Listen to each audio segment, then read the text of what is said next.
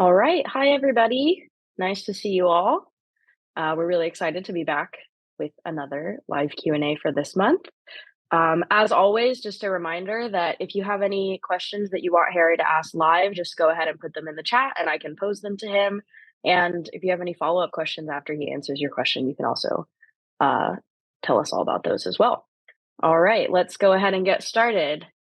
So, Harry, first question is, can the ex-president be rejected as a candidate based on the 14th Amendment? Would he have to be indicted slash convicted for insurrection or obstruction first?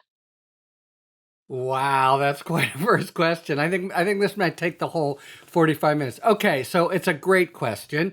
There is this provision that nobody had really thought much about in the 14th Amendment, added, of course, after the Civil War to try to prevent the states from, up from that kind of uprising again, and to punish them. The Reconstruction period it concerned a lot of the Northern Republicans punishing the Southern Democrats. So Section 3, which is a obscure part of the 14th Amendment. 14th Amendment is the big ticket item that makes all the Constitution enforceable against the states and the like. Section 3 says anyone who's taken an oath to the Constitution, Donald Trump's done that, and thereafter supported an insurrection, is ineligible, period, to be a candidate for federal office. So it's an actual eligibility. There are like three or four in the Constitution. That's all there are that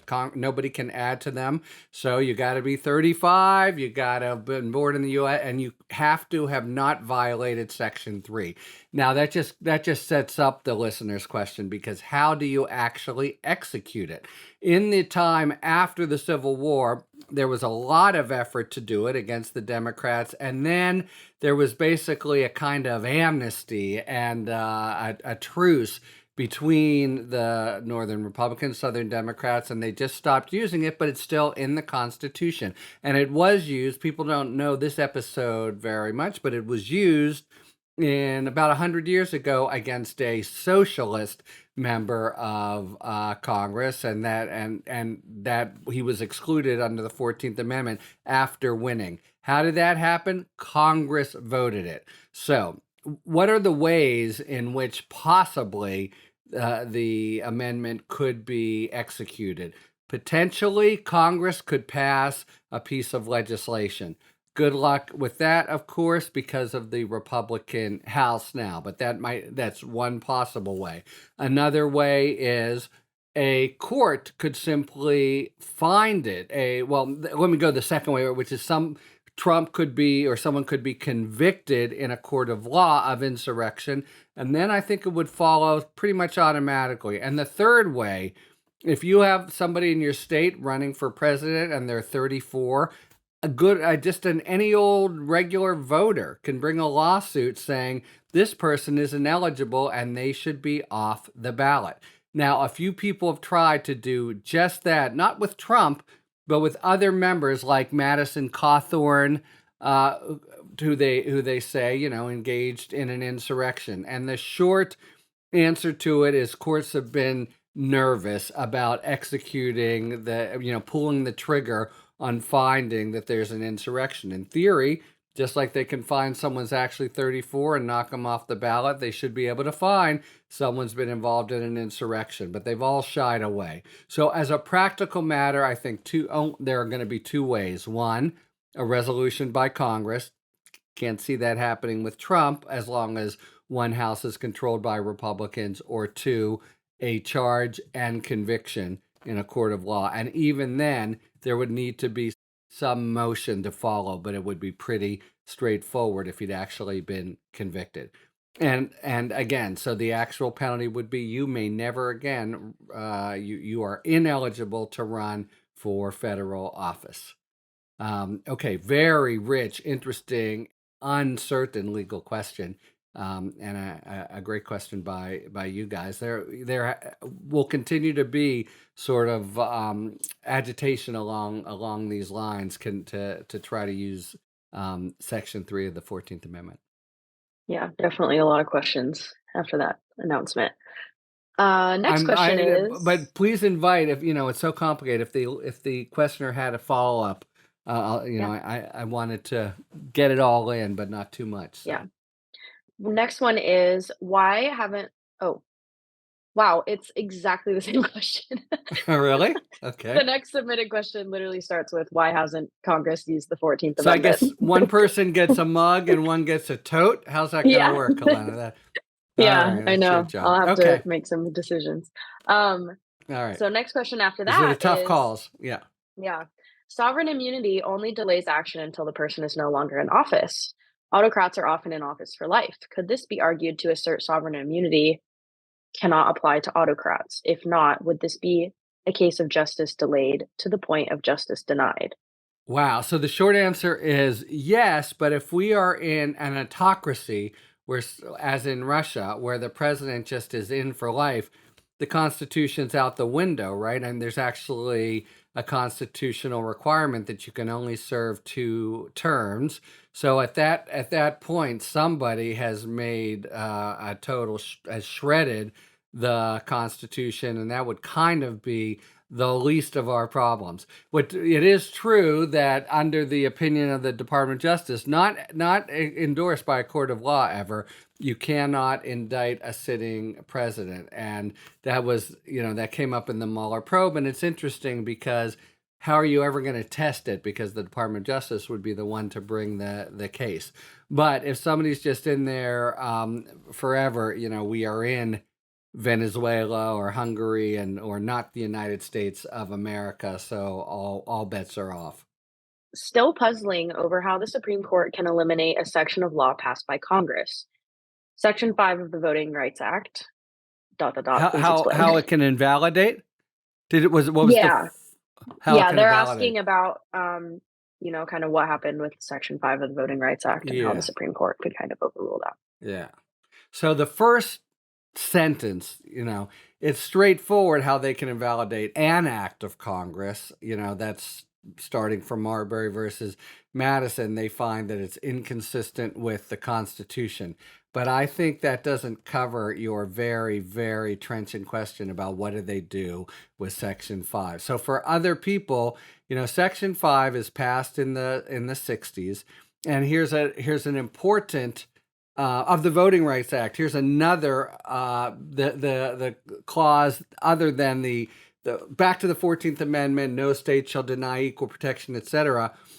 We just talked about Section 3. Section 5 says Congress can enforce this Section 1 with appropriate legislation, and it has to mean, and every court has said, they can do things more than just the bare constitutional requirement, because that's what it means to enforce it. So they have some play in the joints to be able to enforce it. Otherwise, it would be a dead letter. So, Voting Rights Section 5 identified certain states with a history of discrimination and said if they make any changes to their voting processes or procedures, the Department of Justice has to pre-clear them. And that was a very powerful and important clause for undoing the all manner of sort of covert discrimination against African Americans in the 60s. You had southern states saying things like, no, we're not discriminating. Everybody has to pass this reading test or property test or whatever. And Congress would say, that you really are discriminating against African Americans, and we've passed this thing that says you can't.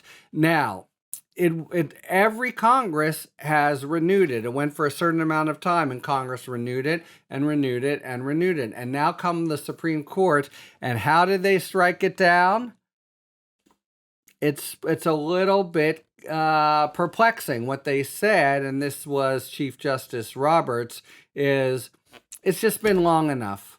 We are going to force Congress to, even though Congress has again and again and again reaffirmed it, and politically it was almost a necessity. The Supreme Court just said, you need to come forward and show us all kinds of additional proof why you still need this now, why the discrimination that occasioned this, triggered it in the 60s, is still with us today, even though Congress had said we want to do it.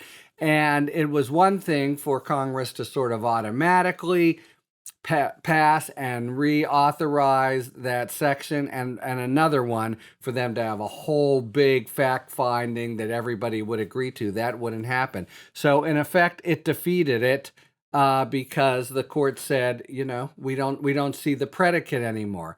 Now, why was it the court and not Congress that was saying we don't see the predicate? And where does that come? What does that got to do with like the Constitution? It really is not clear. It's a really controversial decision. They did something similar with another important section of the Voting Rights Act, Section 2, and this has real consequences for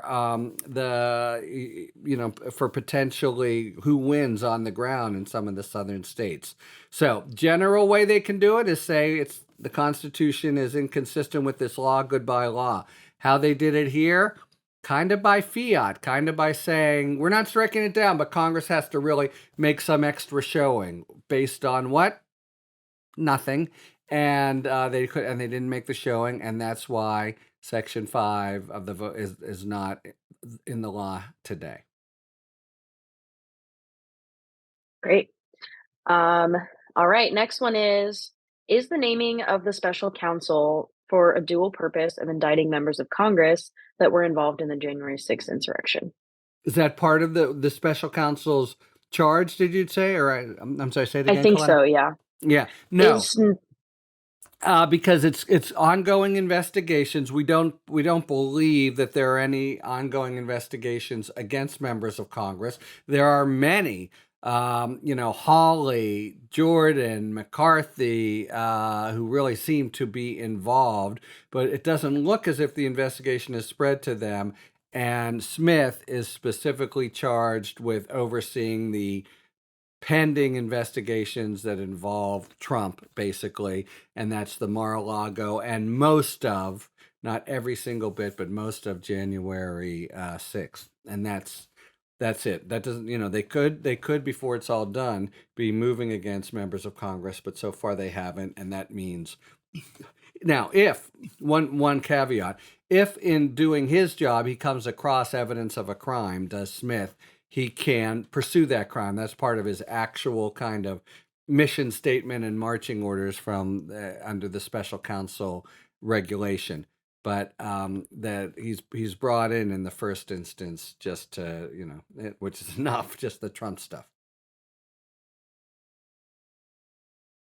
great. Next is, how is Garland's appointment of a special master going to impact the likelihood of Trump being indicted? Cannon's appointment? Was it? Yeah, yeah. Yeah. They said Uh, Garland, but they might have meant Cannon. okay. Another excellent question. Well, I think the short answer is not at all. Moreover, the headline here is tomorrow. The 11th Circuit is hearing the appeal from Cannon's order. So just to review the bidding here, she does this order appointing a special master, but doing a lot of other things, including having it sort of in the mix, both having a special master, but also preventing the Department of Justice from using certain classified documents in the meantime, and also keeping executive privilege in play. The Department of Justice goes to the 11th Circuit and says that if we can't use those documents, we can't go forward, and there's real problems for the national security, etc.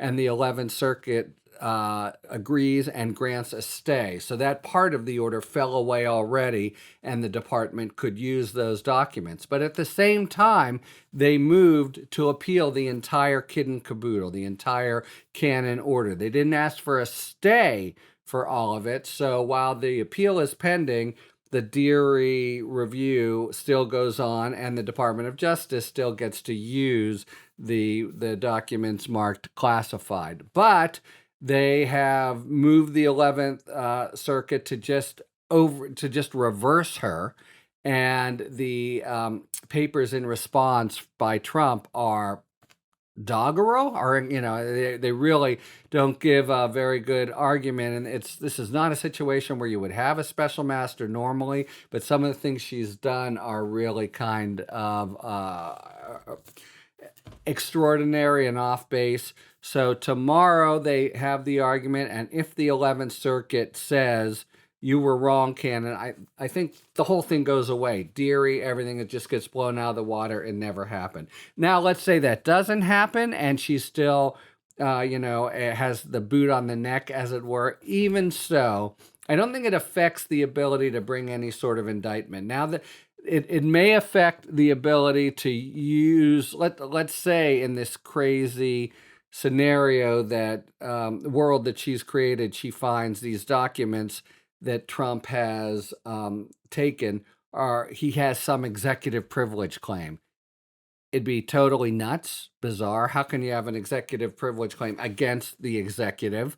These have to, any of these have to go to them. But if she does that, something crazy like that, and they don't get it appealed, what it would mean is the document case needs to go forward without those documents, I think, is a practical matter. And remember, the charges here is he took documents that had classified markings, don't even have to be classified, and he refused to give them back again and again and again. So, whether it's 800 or 795 documents, the case, I think, is still strong. So she is a real irritant, and the opinion was, completely lawless, but I don't see any way in which she has an impact on their ability to indict and convict Trump.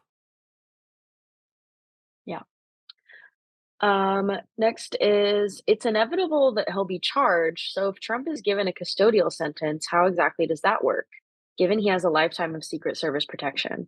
If it is house arrest, does that allow him access to phones or online communications? That's a Like great one, Twitter, I'm right? guessing. All right, let me just take a little issue with the inevitable part. So let me change that, change the hypothetical, Your Honor, to if he is charged and gets a custodial sentence, what happens in custodial? If he gets sent to the pokey, the first thing, that it's very bad for his hair, for sure, and a lot of people will rejoice. But what about his Secret Service things? Can he run for president? This is one of 50, 500, 10,000 circumstances and hypotheticals that we just don't know the answer to because we have never been there before. It seems to me that the answer is, I don't think he'll need the Secret Service, and I think if he sues for them, they, wouldn't go. But I think he could run for president from the pokey.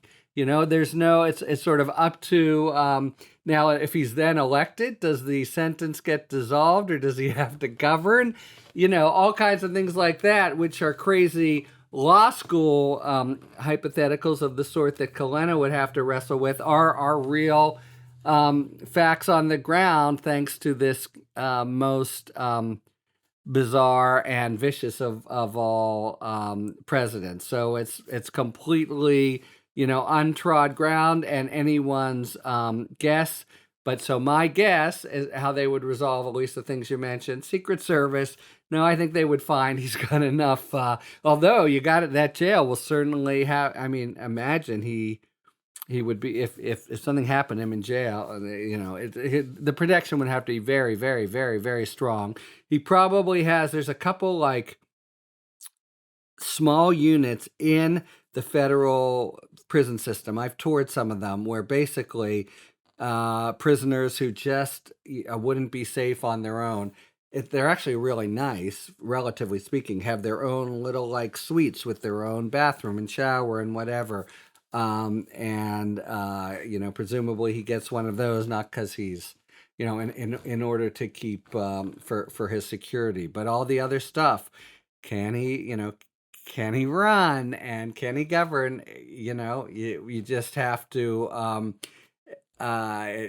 guess on, because it's completely constitutionally question mark. But it seems to me if the American people want to elect a not just a felon, but a convict, somebody who's in jail. I don't see how you take that right away from them. So, and what happens thereafter? And now we would really get to, can he pardon himself? I guess, but that's one of all these imponderables that he's now bequeathed to us.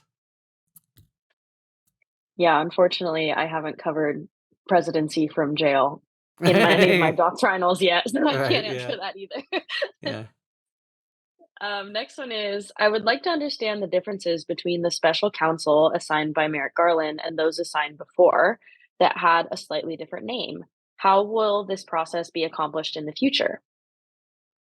Another great question. So this is so vexing, and we've just had very bad luck and seem to have messed it up at every step. Okay, so the whole thing didn't exist before Watergate. Now Nixon is in hot water and he responds by firing ordering the attorney. An independent counsel is under the aegis of the Department of Justice is appointed, and the president of the United States orders the attorney general of the United States to fire him. And the attorney general refuses and resigns. And the deputy, and this is the Saturday Night Massacre. So it's a complete sort of stalemate.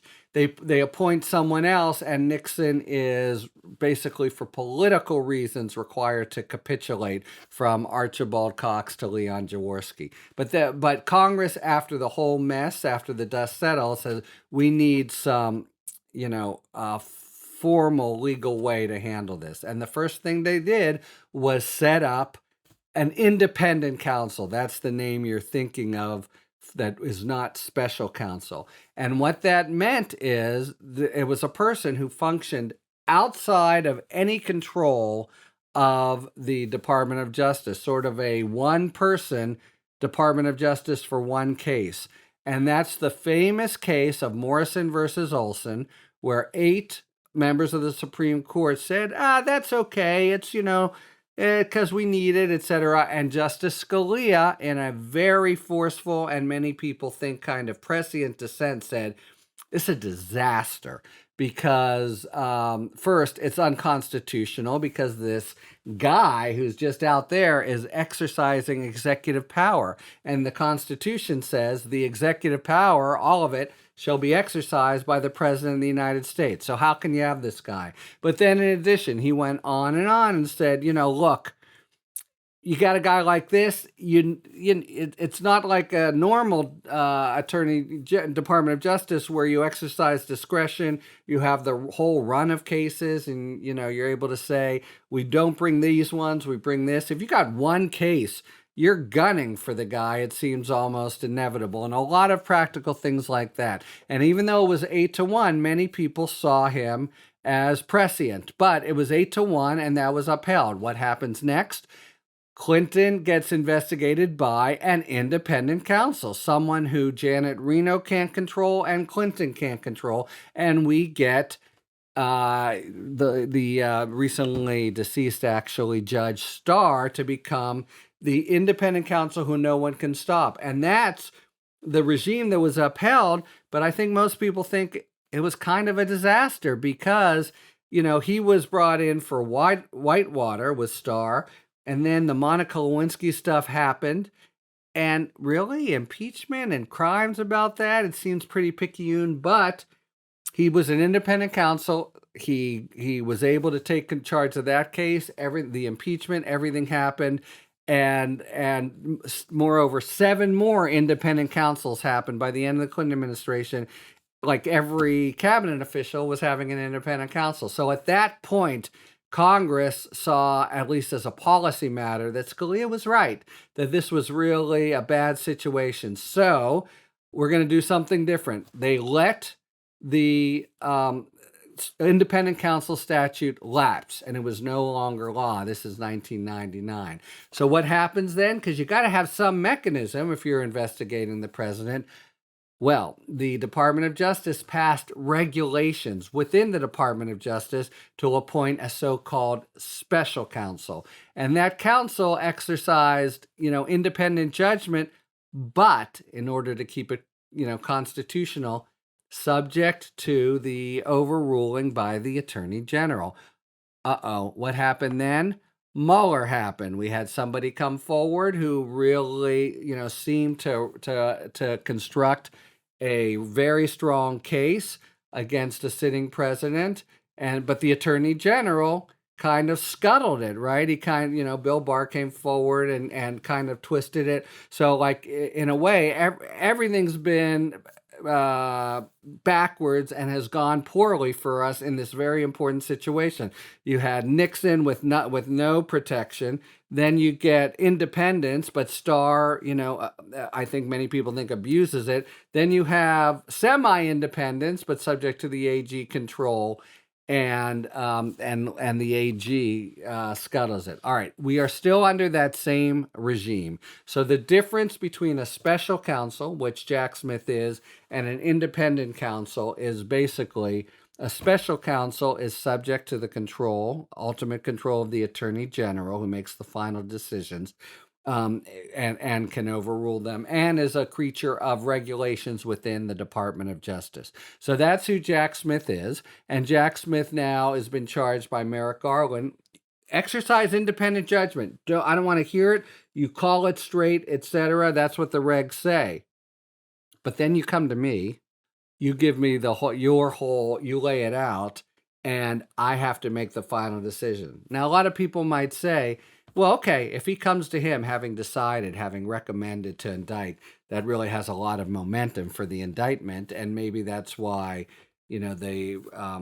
Trump and others jumped up and down. But it's an extra layer of independence. There's no doubt that Jack Smith, even though the House Republican Conference somehow made it seem as if he was a Garland crony, I've actually personally confirmed they've never met each other, and he's a guy who's just going to do it, completely by the book, independent, nothing about politics, and then serve that up to Merrick Garland. So, long-winded way of answering what's happening now, but the short answer to your question is one, an independent counsel is independent of the Department of Justice and the president, and a special counsel is within the Department of Justice, a creature of regulations that apply to the Department of Justice that Garland found were in play because Trump was running for president, and subject to the ultimate overruling by the Attorney General, with one asterisk, which is if the Attorney General overrules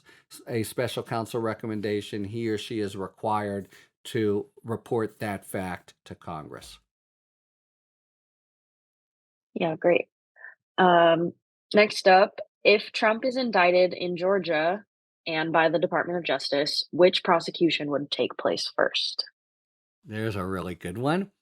There's no set rule.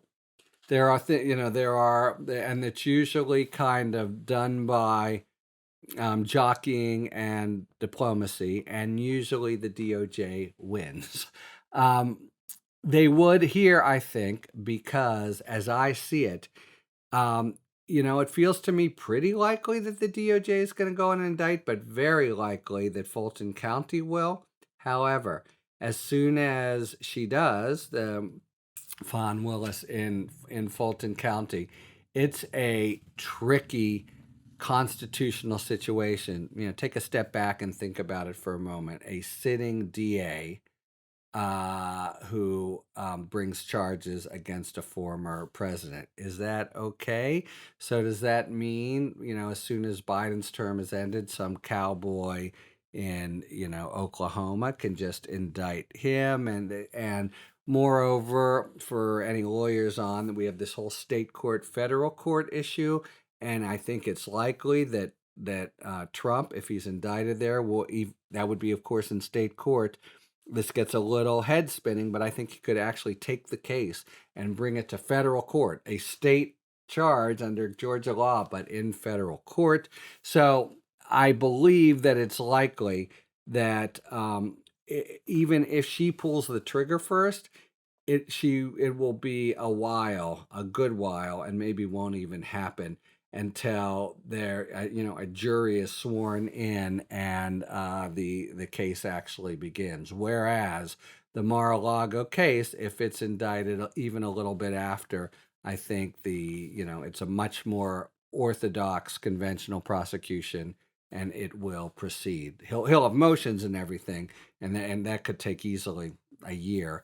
But I think they'll be in the pole position. Nice. Next one is, if Trump was actually charged and arrested for all the crimes, can a gag order be administered to him? Can what? A gag order be administered to A him? DAG Or order? administered. Huh? Yes. Yes. A That DAG was the order. one from YouTube. A DAG order. How do you spell? I don't know what a DAG order. GAG, gag order. Oh, a gag order. My bad, because it's a so that would be if he and again, this is if he's convicted.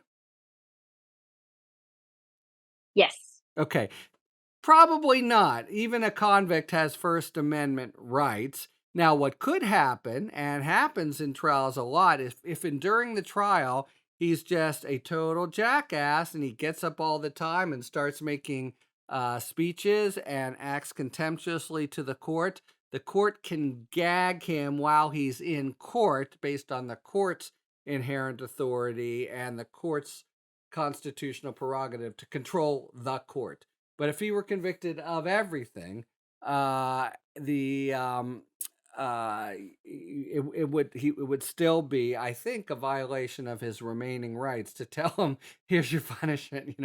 I mean, I guess you could say, "Do you want 20 years, or do you want like 2 months, and you promise never to talk?" But I don't even think that would be enforceable. So the short answer is no. Hopefully, many, many, many, many fewer people would listen, though he's back on Twitter, isn't he?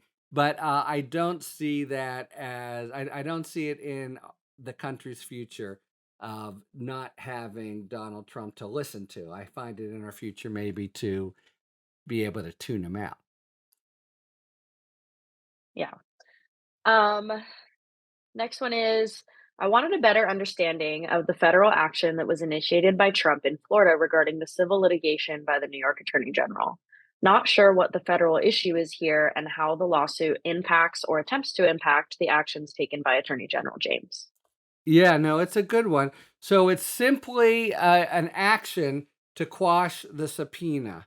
Why is it in Florida? Because it doesn't seem to have much to do with Florida.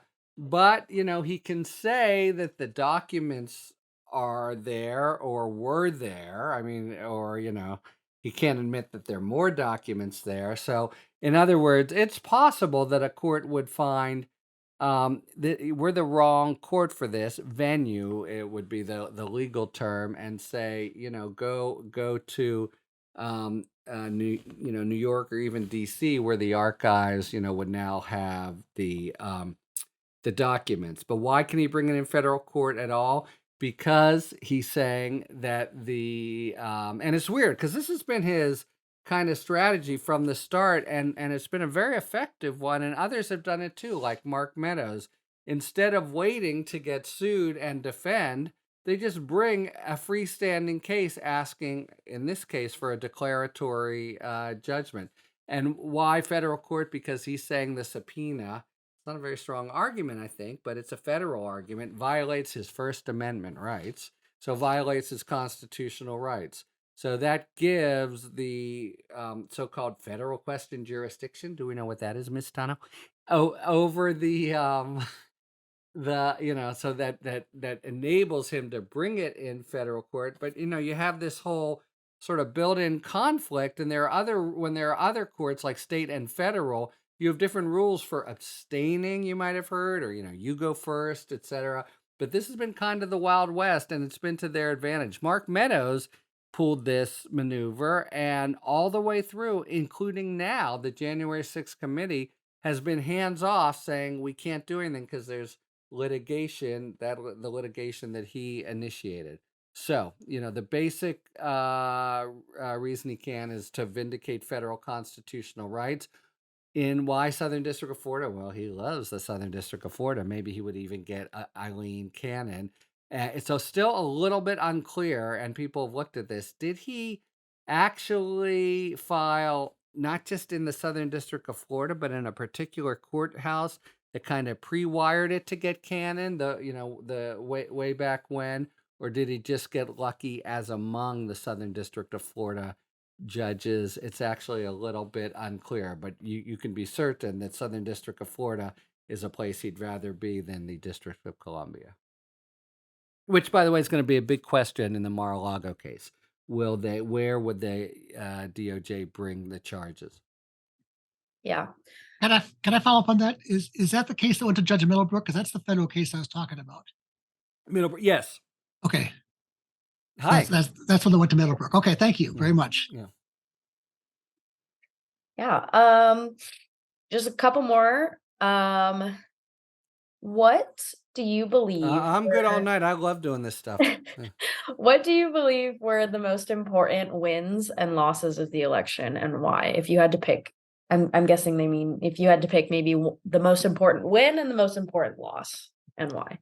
Well, I'm a Pennsylvania guy, and after the debate, I was scared stiff that Fetterman was gonna, and look, I think it was a little harrowing, and I myself, and it's not clear, Feder, what kind of shape he's in, but I know he was world's heads and shoulders better than Mehmet Oz. So that he pulled it out after pretty much of a disastrous debate, I think was the most important, and it was they were fighting at the end of 2 of 3 for that in order to keep the Senate, and Pennsylvania was one of them. So by any account, it's tied for first, and it's over the top for me because Fetterman.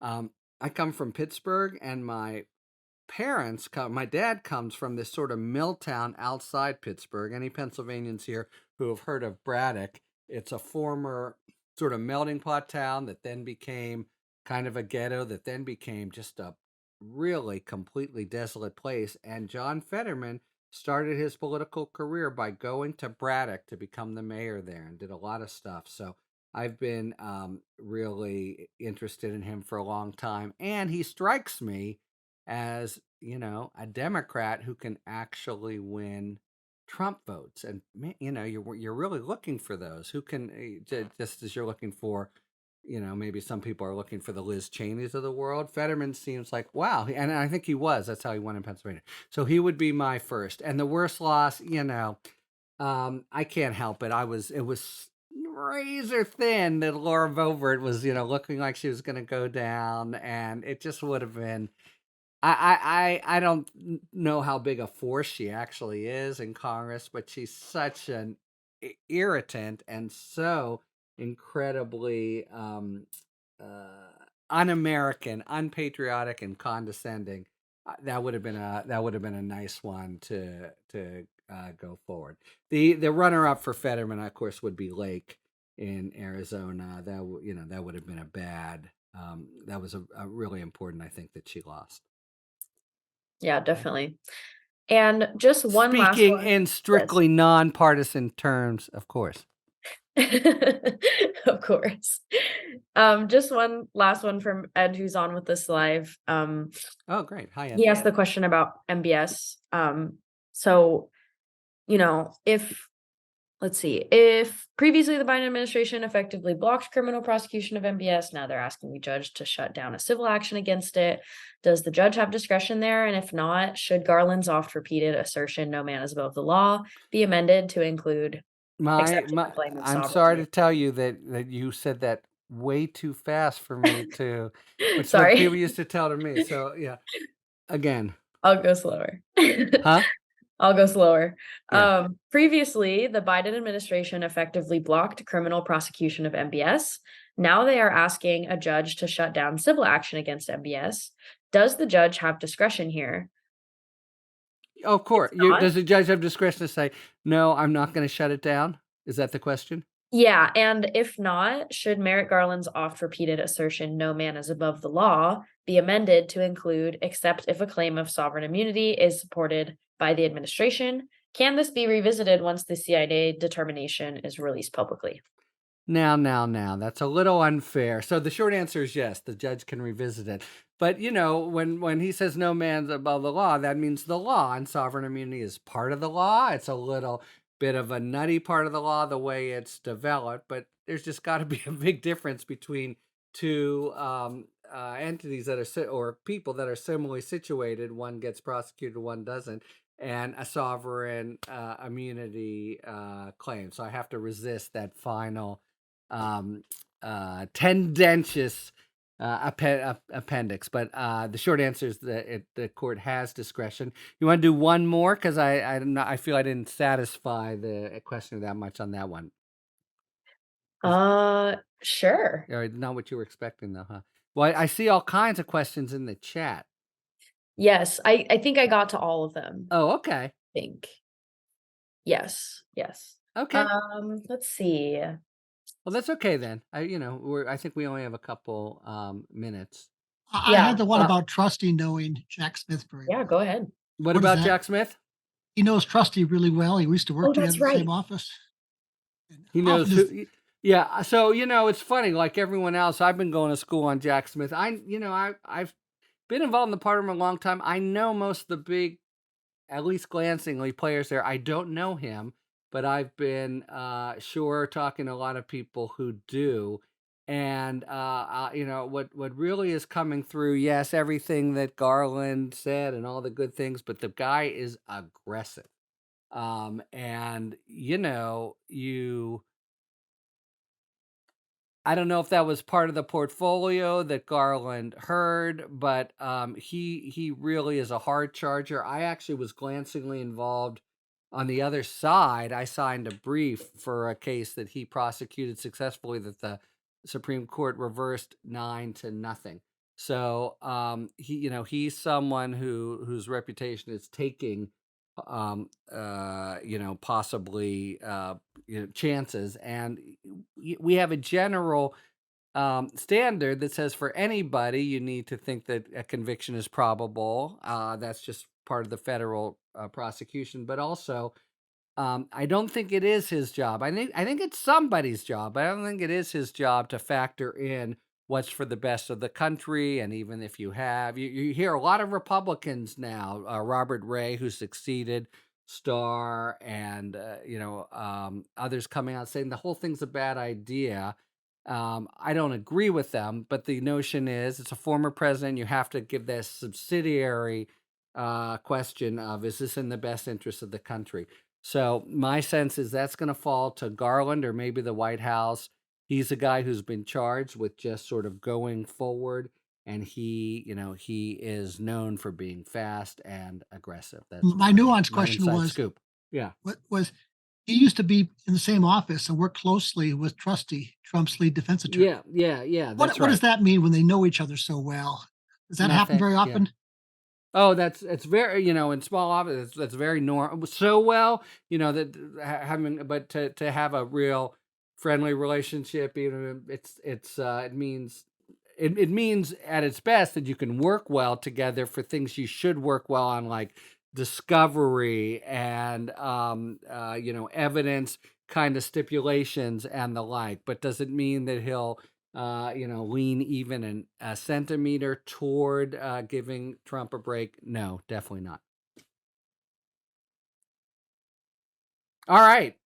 Yeah, awesome. Are we good? Yeah, we're All exactly right. at 45, so that's Okay. perfect. Guys, thanks very much. I find this really fun. I hope it's I'm always curious, and Colin, I have to look to you to be that I give much more detail here than I normally would, but is it like too professorial, too detailed, not enough? So if you have any feedback along those lines, bring Yeah. it, and we'll integrate it for the next time. But Yeah. anyway, happy Thanksgiving to all. Yes, happy Thanksgiving, and thank you all so much for coming, and see you next time. Bye. Bye-bye.